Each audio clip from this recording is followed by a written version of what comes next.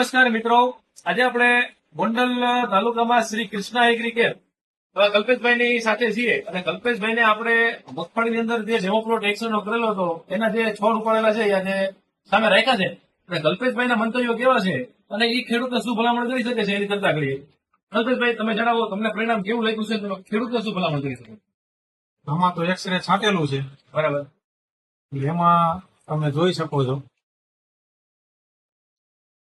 કેટલા પોપટા, કેટલા ગોગડા, કેટલા સુયા છે અને ખેડૂતે પોતે જ છોડ ઉપાડેલ છે. આમાંથી એના હાથેથી જ અલગ અલગ 2 ફીલ્ડના ફોટા છોડ છે.